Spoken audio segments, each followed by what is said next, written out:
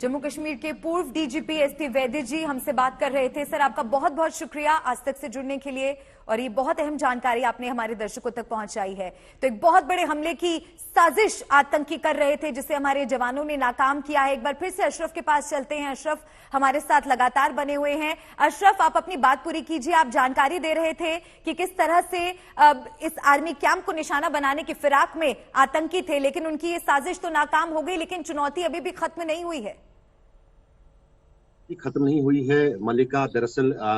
जो सेना के और दल है उनको इस इलाके में भेजा गया है, जिसमें पैराट्रूपर्स भी शामिल हैं, क्योंकि रात के भीतर ये आतंकी हमला हुआ है, फिदायिन हमला हुआ है सेना राजपूताना राइफल्स के आर्मी कैंप पे। में 3 जवान शहीद हुए हैं, 2 आतंकी मारे गए हैं। अभी ये ग्रुप जो है जिसने ये घुसपैठ की है, ये अभी पहले पता करना होगा सेना के जवानों को और सुरक्षा एजेंसियों को कि क्या ये घुसपैठ हाल फिलहाल में हुई, बीती रात हुई, क्योंकि नियंत्रण रेखा से ये पूरा इलाका पुंछ एक तरफ आता है, मेंढर का इलाका दूसरी तरफ आता है, और राजौरी जिला, तीनों जिलों में जो है लाइन ऑफ कंट्रोल पाकिस्तान से लगती है। काफी घने जंगल है पूरे इलाके में, तो यहाँ पर किसी भी घुसपैठिए का घूमना फिरना और पार करना काफी आसान है। दूसरी बात जो महत्वपूर्ण ये है कि जो मैंने आपको कहा कि ये एक तो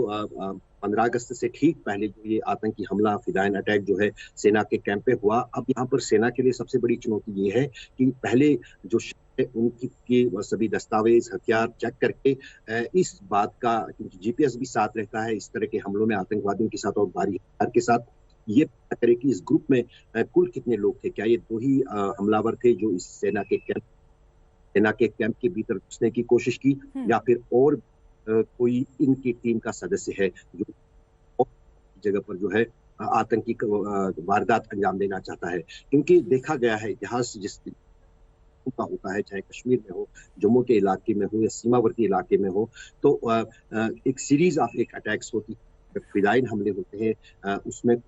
बने होते हैं जिनको टास्क दिया जाता है अलग अलग जगहों पर आतंकी हमलों को अंजाम देना। तो यहाँ पर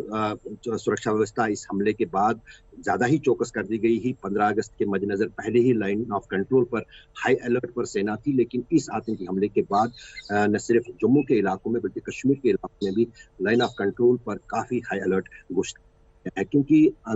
इंटेलिजेंस जो इनपुट्स थे, जो खुफिया जानकारियां सुरक्षा एजेंसियों के पास थी, वो यही थी कि 15 अगस्त में गड़बड़ी के लिए जो है आतंकी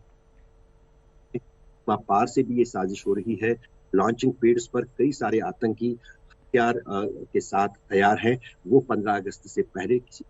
की वारदात अंजाम देने की कोशिश कर सकते हैं। कल ही अगर देखें, एक तो मुठभेड़ श्रीनगर के बड़गाम इलाके में हुई, दूसरा एक बहुत बड़ा आईडी जो है पुलवामा, जो कि 2019 में जो पुलवामा में पर